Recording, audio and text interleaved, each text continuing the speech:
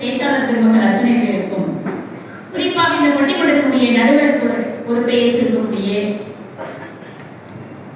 பெயரிலும் ராமன் பெயரை தாங்கி அவரும் ராமச்சந்திரன் இவரும் ராமச்சந்திரன், அவரும் ஏகபத்தினிவர் இவரும் ஏகபத்தினிவர், அவர் வில் வீரர் இவர் சொல் வீரர், அவரும் நடையில் நின்றுய நாயகன் இவரும் நடையில் நின்றுய நாயகன். இதைவிட ஆகச்சிறந்த பொருத்தம் ராமனுக்கும் உங்களுக்கும் உண்டு.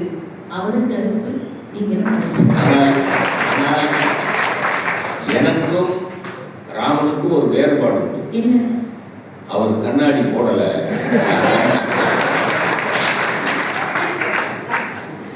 நடுவர்களே, இரண்டு அணித்தலைவர்களும் பேசினார்கள். எனக்கு இப்ப தலைமையில ஒரு டவுட் வந்துருச்சு.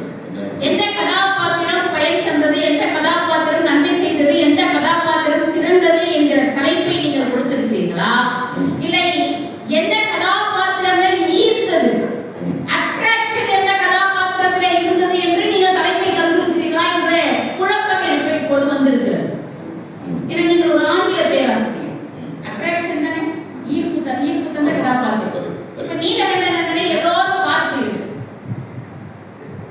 மனுஷனா இருக்க நீங்க பிறந்து சொன்னதுக்காக அவரு இப்ப மரம் விட்டு மரம்லாம் இப்ப தாவ முடியாது. ஏன்னா அந்த 11 ஆண்டுகளில் 25 லட்சம் மரங்களை நட்ட இடத்தில் கொண்டு வேணா கொண்டு போய் விட்டு விடலாம். ஆனா இப்ப நான் இப்படி சொல்றேன், எங்க நீலகண்டனுக்கு இப்ப மேடையில உட்கார்ந்துட்டு வந்து 10 தலை இருக்குன்னு வச்சுக்கோங்களேன். நீங்க யாராவது கண்ணை அந்த பக்கம் இந்த பக்கம் மாத்தி பார்ப்பீங்க, அவரை மட்டுமே தான் பார்ப்போம். என்னடா அது இயற்கைக்கு மாறாக 10 தலை இருக்கிறது. 4 இட்லி 5 இட்லி சாப்பிடுவோம் மனுஷன், 10 இட்லி கூட சாப்பிடலாம். ஒரு 4 இட்லி சாப்பிடலாம்னு வச்சுக்கோங்களேன், ஓ 300 இட்லி சாப்பிட்றாங்கடா. எங்க இதான அட்ராக்ஷனு, இதான ஈர்ப்பு. இந்த ஈர்ப்பை தந்தவர்கள் எங்கள் இலங்கை வாசிகளை என்று பேசுவதற்காக இங்கே வருகை தந்து நான் நின்று கொண்டிருக்கிறேன். இங்கே எது பிரம்மாண்டமாக இருக்கிறதோ, எது ஆச்சரியத்தை தருகிறதோ, எது வியப்பை தருகிறதோ, எது யாருமே செய்ய முடியாத செயலை செய்யத்தக்கதாக இருக்கிறதோ, அந்த பிரம்மாண்டம், அந்த ஆச்சரியம், அந்த வியப்பு தான் ஈர்ப்பை நமக்கு தரும்.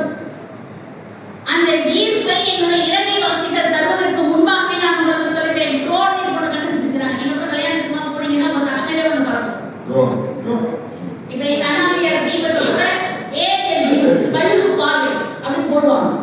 அது ஒட்டுமொத்த நகரமும் தெரியும். அப்படிதாங்க நீங்கள் சொன்னீர்களே, அந்த ஆட்சினே, அந்த அனுமன் இலங்கைக்கு கால் எடுத்து வைக்கிறதுக்கு முன்னாடி ஒரு ஏரியல் வியூ கொடுக்குறாங்க. எனவே எப்படி ஏற்படுத்தும்? செங்கல் சிமெண்ட் அந்த காலத்துல சுண்ணாம்புல கட்டினாங்க. ஆனா அனுமன் சொல்லுகிறார், நீங்கள் உயர்வாக சொன்ன அந்த அனுமனை ஆச்சரியப்பட்டு சொல்லுகிறார், டேய் என்னடா ஊரு இது, எல்லா வீட்டையும் பொன்னால செஞ்சு வச்சிருக்கீங்களே, மணிகள் பதித்து வைத்திருக்கிறீங்களே, மின்னலும் சூரியனும் கூட உங்களுடைய நகரத்தை பார்த்தால் கண் பூசுகிறதே அவர்களுக்கு என்று சொல்லுகிறார். மதில்னா காம்பவுண்ட் சேர் எவ்வளவு தூரம் சார் கட்டுவோம்? 6 உயரத்துக்கு 2 உயரம் தூரத்துக்கு. ஒருவேளை நம்முடைய ராமராஜ் சாருடைய நாகராஜ் சார் வீட்டுல ஒரு 4 அடி உயரத்துக்கு இருக்கலாம், 4 ஆள் உயரத்துக்கு இருக்கலாம் காம்பவுண்ட் சேர். ஆனா இலங்கையில காம்பவுண்ட் சேர் எப்படி இருந்ததா, தேவலோகத்தை போய் முட்டுகிற அளவுக்கு உயரம் இருந்ததா. சூரியன் வருவதற்கு தயங்கினான். சரி, ஒரு நாடு எப்படி இருந்ததுன்னா, அங்க இருக்கக்கூடிய ஆண்களையும் அங்க இருக்கக்கூடிய குழந்தைகளையும் வைத்து நீங்கள் எடை போட மாட்டீங்க. அங்க இருக்கக்கூடிய பெண்களை வைத்துதான், அவர்களை வைத்துதான் ஒரு நாடு எப்படி இருக்கு, செழுமையா இருக்கா இல்லையா, வளமையா இருக்கா இல்லையான்னு பார்க்கலாம். அங்க இருக்கக்கூடிய பெண்கள் எப்படி இருந்தாங்களாம், வள்ளுவர் கூட கூட நீதி யார் இருந்து 2 கருவியோட நிறுத்தினான். 3வது ஒரு கருவியை கம்பல் இணைத்து சொல்கிறான். அங்க இருக்கக்கூடிய பெண்கள் குழலை போல, யானை போல, வீணை போல மொழி பேசுபவர்களாக இனிமையோடு இருந்தார்கள் என்று சொல்கிறார். எப்போ பெண்கள் இப்படி இனிமையாக பேசுவோம்? மகிழ்ச்சியாக இருந்தால் மட்டும்தான் பேசுவோம். எங்க அவங்க கோவத்தை நீங்க கிளம்பி பாருங்க. ஏன் கோபம் இல்லை இலங்கை வாசிகள் பெண்கள் அவ்வளவு மகிழ்ச்சியாக அவர் பெண்கள் இருந்திருக்கிறார்கள்.